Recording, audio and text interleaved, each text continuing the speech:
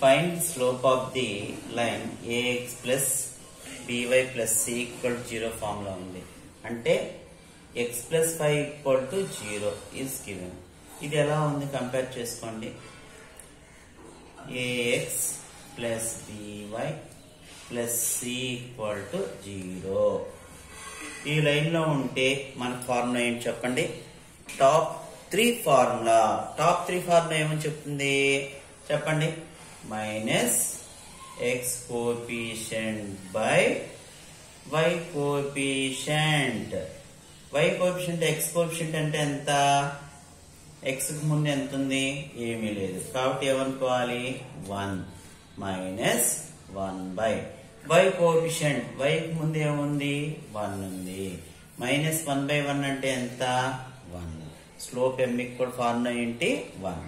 అలాగే ఇది కూడా కంపేర్ చేయండి. సేమ్ ఇదే ఫార్ములా ఉంది కదా. దీని స్లోప్ ఫార్ములా ఏంటి?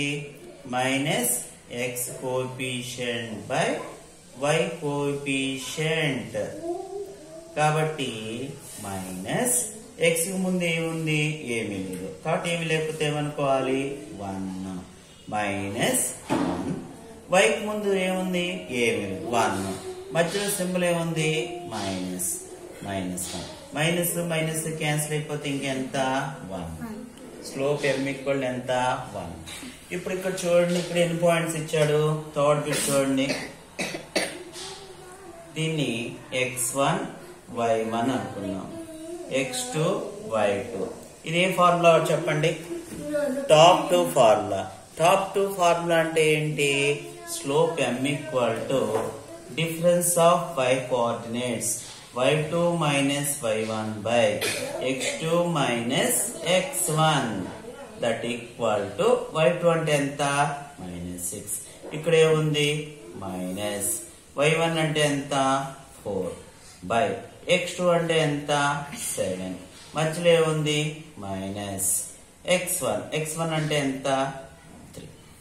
-6 -4 రెండు సేమ్ సైన్స్ ఉన్నాయి అంటే ఎడిషన్ చేయాలి. 6 + 4 10. రెండిట్లో ఏది బిగ్? 6 ముందు ఏముంది? మైనస్ ఉంది. మైనస్ 7 - 3 ఎంత? 4. రెండిట్లో ఏది బిగ్? 3 7 7 బిగ్. 7 ముందు ఏమున్నట్టు? ప్లస్ ఉన్నట్టు. That equal to minus. Second table లో ఇది 2 times 5 times. Slope m equal ఎంత నాన్న? -5/2. Thank you.